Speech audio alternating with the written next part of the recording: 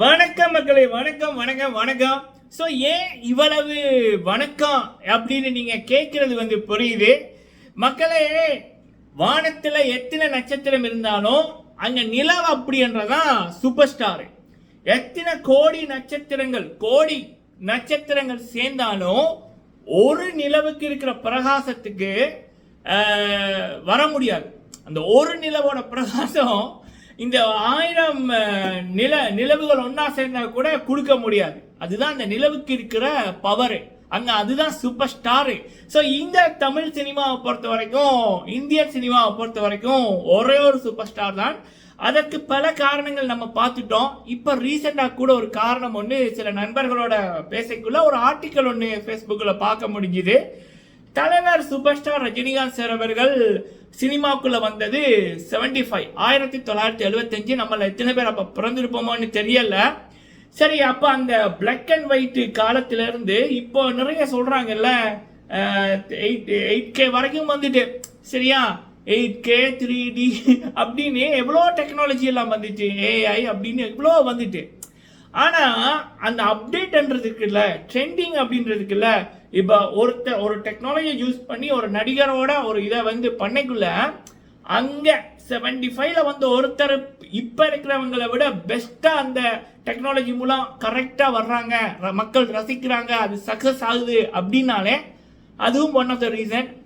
ஏன்னா இவர் super star, அடுத்தவங்க இந்த சும்மா ஸ்டாரு அப்படின்ற மாதிரி. அது என்ன விடையும் அப்படி என்பதை நான் சொல்லக்குள்ள உங்களுக்கு புரியும், சரிங்களா? அது ஒரு டாபிக் ஒன்று. அதாவது நம்ம விஜய் அண்ணா அவர்களுக்கு நடக்கவில்லை, தலைவருக்கு பக்காவா பொருந்திருக்கு. இதுதான் இப்ப டாபிக். அது ஏன் அப்படின்றதையும் பார்த்துருவோம், சரிங்களா? அடுத்தது எல்லாத்துக்குமே காரணம் நம்ம கமல்ஹாசன் தான் அப்படின்றத வெளிப்படையா இப்ப எல்லாரும் பேச ஆரம்பிச்சுட்டாங்க. அந்த 500 கோடி 600 கோடின்னு வட சுட்டவங்களை எல்லாம் தேடி பார்க்குறேன், காணல. 100 கோடி கூட வந்திருக்காது போல இருக்கு. ஸோ ஆனால் இதனால பல வேறு படங்களுக்கு ஒரு பிரச்சனை வந்திருக்கு அப்படின்ற மாதிரி பல பேர் இப்போ பேசுகிறாங்க, சரிங்களா? அது என்ன அப்படின்றத பார்த்துடலாம். அடுத்த ஜென்ரேஷன் 2015க்கு அப்புறம் பிறந்தவங்க கூட தலைவரோட பாஷா படத்தை எப்படி என்ஜாய் பண்ணி பார்த்தாங்க. அதெல்லாம் நம்ம சோசியல் மீடியாவில் பல தலைவர் ஃபேன்ஸ் போட்டிருக்காங்க. அதில் ஒரு ஹைலைட் என்ன அப்படின்னா, என்னுடைய அப்பா நான் தலைவரோட படையப்பா படத்தை என்ஜாய் பண்ணதை போட்டோ எடுத்து வச்சிருக்காரு ஆல்பங்கள்ல. இப்ப நான் என்னுடைய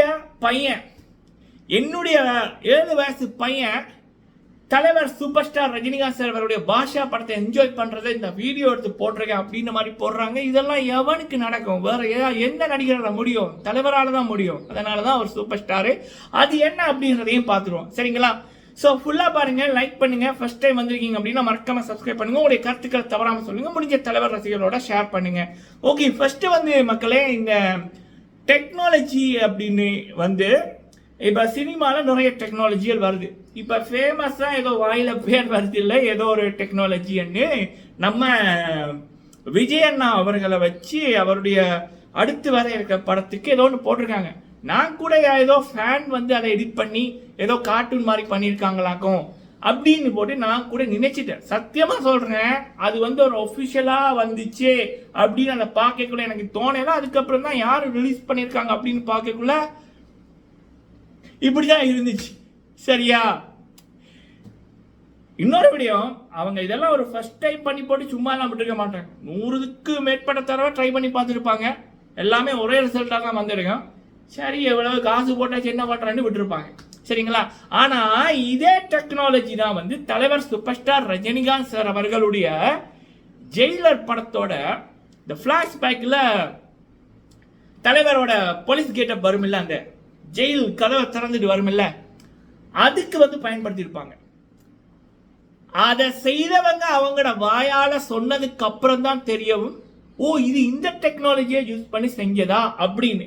ஆனா அதற்கு முதல் எல்லாருமே எவ்வளவோ பெரிய இந்த டெக்னாலஜி படிச்சவங்கள்ல இருந்து, அந்த காலத்துல இருந்து 70ஸ்ல இருந்து 65ல இருந்து தலைவரோட ஃபேன்ஸா இருக்கிறவங்க வரைக்கும் எல்லாரும் நினைச்சது அது ரியல் அப்படின்னு, சரிங்களா? அதாவது இப்போ ரியலாக இப்போ நான் ஒரு கேமராக்கு முன்னுக்கு பேசுறது போல தலைவருக்கு அப்படி ஒரு இதை பண்ணி போட்டு எடுத்தது அப்படின்னு. ஆனால் அந்த டெக்னாலஜி யூஸ் பண்ணது அப்படி என்பது அதை செய்தவர் வாயால் சொன்னதுக்கு அப்புறம் தான் அந்த இன்டர்வியூ மூலம் வெளியில தெரிய வந்தது. அதுக்கு முதல் தெரியல. இதுதான் வந்து சொல்றது, என்ன சொல்றது, உழைப்பு, ஹார்ட் ஒர்க்ன்றது. சரி, அது தலைவருக்கு மட்டும் ஏன் அப்படி பக்காவா பொருந்தது அப்படின்னா, ஏன்னா அவர் சூப்பர் ஸ்டாரு. எல்லாருக்கும் எல்லாம் பொருந்தாது இல்ல, எல்லாம் பொருந்துறவர் தான் சூப்பர் ஸ்டாரு. இது காலம் படிப்பித்த பாடம். இப்ப நான் சொல்றேன், கழுகு கதை, தலைவர் சொன்ன கழுகு கதை, கழுகு காக்கா கதை. இப்ப தெரியுதா, அந்த கழுகு கிட்ட காக்காவால வர முடியாது அப்படின்னு காலமே பதில் சொல்லியிருக்குல்ல. இதான் நல்லவங்களோட பவர் அப்படின்றது. நம்மளை போல இருக்க மனிதர்களோ ஒரு நல்லவருக்கு கெட்டது நடந்துச்சு, இல்ல வேற ஒருத்தங்க இவர் கூட இன்னொருத்தங்களை கம்பேர் பண்றாங்கன்னா நம்ம மனுஷங்க வந்து அவங்களுக்காக பேச தேவையில்லை, கடவுளே கொடுப்பார் பாடம். இப்படி இருக்கும் பாடம். சரியா? ஓகே, இது வந்து இப்போ சில பேருக்கு கடவுள் படிப்பிச்ச பாடம். ஏன்னா அவர் சூப்பர் ஸ்டார், அவருக்கு எல்லாமே பக்காவா பொருந்தும். ஏன்னா அவர் கழுகு, அந்த கழுகால எல்லாமே முடியும், காகத்தால முடியாது. புரியுதா? ஓகேமா. சரி, அடுத்தது வந்து பாத்தீங்க அப்படின்னா ரொம்ப சந்தோஷமா இருந்துச்சு. இதுக்கு தான் அவ்வளோ வணக்கம். ஓகே, இது நான் மட்டும் இல்லை, இன்னொருத்தங்க மேகசின்ல எழுதியிருக்காங்க. ஓகே, அடுத்தது வந்து பாத்தீங்க அப்படின்னா தலைவர் சூப்பர் ஸ்டார் ரஜினிகாந்த் சார் அவர்களுடைய இந்த பாஷா மூமெண்ட். அதாவது மக்களே, ஒரு நடிகரோட ஒரு படத்தை எனக்கு தெரிஞ்ச 5-6 தலைமுறை பிறந்தவங்க, என்னோட ஃப்ரெண்டோட சகோதரி, அவங்களுடைய பிள்ளை வந்து 2019 பிறந்துச்சு. இப்போ 4.5 வயசு. அந்த பிள்ளையும் விரும்பி பார்த்துச்சு தலைவரோட படத்து சண்டே அப்படின்ற மாதிரி சொன்னாங்க சன் டிவியில். சரிங்களா? சரி, அதை விடுவோம். இப்போ ஒரு இது என்னன்னா, என்னுடைய அப்பா தலைவரோட படத்தை என்னோட ஒரு இது ஃபேஸ்புக்கில் எங்கேயோ பார்த்தது, ஒரு தலைவர் ஃபேன் போட்டிருக்காங்க. படையப்பா படத்தில் இந்த தலைவரை நான் விசில் அடித்து என்ஜாய் பண்ணதை என்னுடைய அப்பா ஃபோட்டோ எடுத்து ஆல்பத்தில் வச்சுருக்காங்க. என்னுடைய மகன் தலைவர் சூப்பர் ஸ்டார் ரஜினிகாந்த் சார் அவர்களுடைய பாஷா படத்தை, தலைவரோட அந்த பாஷா மொமெண்ட், அந்த நடை, பாஷாவோட படை, அது வரைக்கும் அவன் என்ஜாய் பண்ணி கத்துனதை நான் இப்போ வீடியோ எடுத்து உங்க கூட ஷேர் பண்றேன் அப்படின்னு. இதெல்லாம் வேற எந்த நடிகருக்கு நடக்கும்? இது வரைக்கும் நடந்ததில்லை, இப்பவும் நடக்கல, தலைவருக்கு மட்டும்தான் நடக்குது, இனிமேலும் எவனுக்கு நடக்க போவதில்லை. இதெல்லாம் பிறப்பில் எழுதி இருக்கணும்டா. ஸோ இது வந்து தலைவர் சூப்பர் ஸ்டார் ரஜினிகாந்த் சார் அவர்களுடைய அந்த ஒரு வருடமா, அதாவது தசாப்தங்களாக தலைவரோட ரசிகர்களோட அதிகரிப்பை வந்து காட்டுது. அதை பெருமையாக அந்த பாஷாவோட படை வந்து இப்ப இருக்க ரசிகர்களோட பெருகிற விதத்தை காமிச்சிருக்கு. சரிங்களா? வேற லெவல்ல அந்த பாஷாவை ஒரு புதுப்படம் ரிலீஸ் ஆன அளவுக்கு இப்ப பல கோடிகள் போட்டு கமல்ஹாசன் அவர்களுடைய ஒரு படம் வந்துச்சுல, 2 நாள் கூட ஓடையில, படுதோல்வி. அப்போ ஒரு பல கோடிகள் போட்டு புதுசா வர்ற படத்துக்கு இல்லாத மவுசு மார்க்கெட், மக்கள் கொடுக்கிற ஆதரவு தலைவரோட 20 வருடத்துக்கு முதல் வந்த படத்துக்கு இருக்குன்னா அதனால தான் அவர் சூப்பர் ஸ்டார். சரியா? ஃபர்ஸ்ட் நம்ம ரியல்ல ஹீரோவா இருக்கணும். அந்த ரியல்ல ஹீரோவா இருந்தா தான் ரியல்லையும் மக்கள் பல வருடம் நம்மளை ஹீரோவா அக்செப்ட் பண்ணுவாங்க. இதுவும் தலைவர் படிப்பித்த பாடம் பல பேருக்கு. ஓகே, அடுத்தது வந்து பாத்தீங்க அப்படின்னா, நம்ம கமல்ஹாசன் அவர்கள் தான் காரணமா அப்படி என்பது அவர் தான் காரணம். அந்த படத்துல வந்து நிறைய காசு போடப்பட்டது. 2017 ஆரம்பிக்கப்பட்டது இந்தியன் பாகம் 2 பிக் பாஸ் தமிழோட ஃபர்ஸ்ட் சீசன்ல. சங்கர் சார் அவர்களும் கமல்ஹாசன் அவர்களும் ஒன்னா பேசுறாங்க, இந்தியன் பாகம் 2 வரப்போகுது அப்படின்னு. 7 வருஷத்துக்கு அப்புறம் பல கோடிகள் போட்டு, இதுக்கப்புறம் எப்ப இது ஒரு படம் இவ்வளவு வருஷம் பின்னுக்கு போனது கமல்ஹாசன் அவர்களுக்கு இதான் முதல் தடவையான? சத்தியமா இல்லை, இது முதல் தடவை இல்லை. யூடியூப்லயே நிறைய பேர் வந்து அழுதுருக்காங்க, நான் என் காசை போட்டேன், இவர் வந்து பதில் சொல்லணும், பதில் சொல்லல அப்படின்னு வரலாறு இருக்கு. சண்டைக்கோழியாகி சீறியவர்களே பல பேர், உங்களுக்கு புரிஞ்சிருக்கும். சரிங்களா? ஸோ செக் பண்ணி பார்க்கலாம். அப்படி இருக்க கூட தப்பித்தவரை இந்த படம் வந்துட்டு வராமே இருந்திருக்கலாம்னு தான் பல பேர் சொல்றாங்க. ஏன் ரிலீஸ் பண்ணோம் அப்படின்னு பல பேர் அழுகுறாங்க இப்போ. சரிங்களா? அது அந்த உண்மைகள் இப்பதான் பல பேர் பேசுறாங்க தைரியமா. அப்படி இருக்கக்குள்ள படுதோல்வி, கமல்ஹாசன் அவர்களும் இந்தியன் பாகம் 2 படுதோல்வி. சரிங்களா? ஆனா அது அவருக்கு தோல்வி என்றது புதுசு இல்லை. பல படங்கள் தோல்வி, பல பேர் நஷ்டமாயிருக்காங்க, இதுதான் உண்மை. ஆனா இப்ப என்ன பிரச்சனை அப்படின்னா, இந்த படத்தை ரிலீஸ் பண்ணபடியா, இந்த படத்துல லாபம் வராதபடியா, இந்த படத்தை எடுத்தவர்களுக்கு ஒரு 4 படம் என்னவோ வெளியில இருக்கு. அதுல அவங்களுக்கு பெரியதொரு ஆறுதலே தலைவரோட படம். அது அவங்க கைவசம் இருக்கிறபடியா தான் அவங்களுக்கு மாபெரும் நம்பிக்கை இருக்கு, நாங்க திரும்ப வருவோம். கண்டிப்பா வருவாங்க. தலைவர் யாரையும் கைவிட மாட்டாரு. சரியா? தன்னை வைத்து படம் எடுக்காதவர்களே தூக்கி விட்டவர் தலைவர். தன்னை வச்சு படம் எடுத்தவங்களை அவருக்கு தெரியும், அவருடைய ஃபேன்ஸுக்கு தெரியும் எப்படி என்ன மாதிரி பண்ணணும்னு. பட் இந்த இப்போ சோசியல் மீடியாவில் வேட்டையன் படத்தோட ரிலீஸ் பின்னுக்கு போகுது, இப்படி போகுது அப்படின்னு நிறைய கதைகள் வருது. இல்லை, நெருப்பு இல்லாமல் புகை வராது.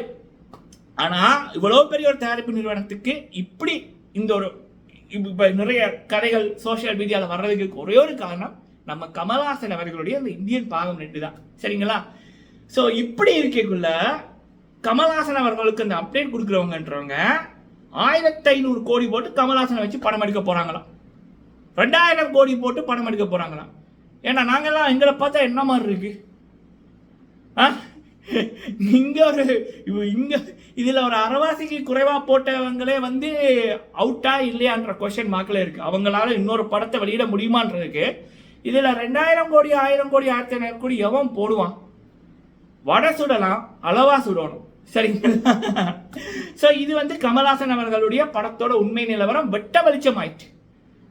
எனக்கு தெரியல, அவருடைய கடைசி கிட்டு விக்ரம், அதுக்கு காரணம் லோகேஷ் அண்ணா அவர்களுடைய டைரக்ஷனு. அதுல பல நடிகர்களோட ஒரு நடிகராக இவர் நடிச்சபடியா. சரிங்களா? ஸோ இப்போ கமல்ஹாசன் அவர்கள் ஹீரோவா நடிச்சா மக்கள் அக்செப்ட் பண்றாங்களான்னா இல்லை. இது சங்கர் சார் அவர்களுடைய பிழை இல்லை, கமல்ஹாசன் அவர்களுடைய பிழை. ஏன்னா அவர் இந்த படத்துல கமல்ஹாசன் அவர்களுடைய அர்ப்பணிப்பு சுத்தமா இல்லை, அது தெளிவா தெரியுது. சரிங்களா?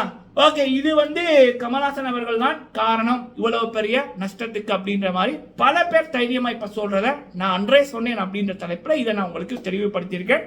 பட் தலைவர் இருக்காரு, அவர் வந்து விழுந்தவர்களை தூக்கி விடுவது அவருடைய வழக்கம். அதற்காகவே தமிழ் சினிமாவுக்கு வந்தவர் தான், கடவுளால் அனுப்பப்பட்டவர் தான் சூப்பர் ஸ்டார் ரஜினிகாந்த் சார் அவர்கள்.